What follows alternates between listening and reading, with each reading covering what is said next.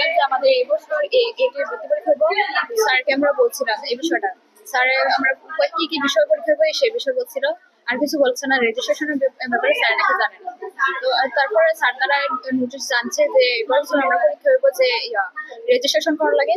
তো স্যার পরে এই বিষয় নিয়ে স্যার তারা এখন নাকি সময় চলে গেছে, রেজিস্ট্রেশন করার সময় নাই।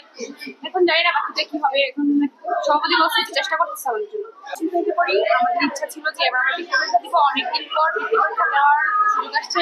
পরীক্ষা দিলে আমরা খুব ভালো, আমাদের খুব ভালো হতো যে আমরা ভাবে পড়াশোনা করতে পারতাম, আমাদের একটা আলাদা অভিজ্ঞতা হতো। কিন্তু আমরা স্যারের কাছে অনেকবার গেছি, স্যার আমাদের কিছু ধারণা দেয় নাই এবং আমাদের ভালোভাবে জ্ঞান করে যে আমাদেরকে বলতে যে তোমরা যাও, আমরা পরে কিন্তু কয়েকদিন আগে আমরা গেছি বলছি যে আমরা রেজিস্ট্রেশন করার সময় চলে গেছে, আমরা এখানে রেজিস্ট্রেশন করতে পারবো না, আমাদের সুযোগ চলে গেছে। কিন্তু আমরা চাইছিলাম যে ভিত্তিটা দিতে, আমাদের খুব আগ্রহ ছিল, আমরা আগ্রহটা নষ্ট হয়ে গেছে। জানাইনি যে এই স্কুলে এরকম কোনো চিঠি এসেছে বোর্ড থেকে, অতএব আমি এ ব্যাপারে জানতাম না।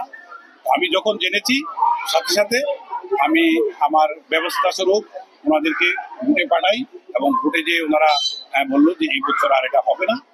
এখন আমার পক্ষ থেকে যেটা করণীয়, একটা প্রতিষ্ঠানের সভাপতি হিসেবে এই দায় আমাদের সকলের, এবং অত্যন্ত দুঃখজনক। কারণ এখানে 20 থেকে 30 জন ছেলে মেয়ে পরীক্ষায় অংশগ্রহণ করতে ইচ্ছুক ছিল, তো তাদের ভবিষ্যৎ।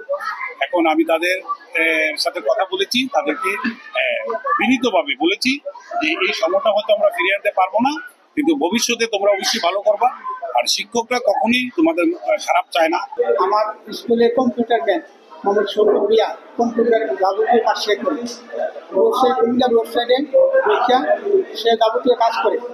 আমি বিভিন্ন ব্যস্ততার কারণে আমি ওয়েবসাইটে ঢুকতে পারি নাই, সব কাজকর্ম সেই করে।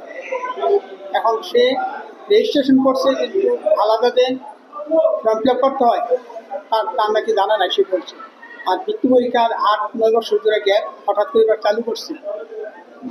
এই জন্য দায়িত্ব যখন কম্পিউটার ম্যান উনি সব কাজ করে, কম্পিউটার স্কুলের যাবতীয় অনলাইন কাজ সে করে, সে আমাকে ইনফর্ম করে নাই।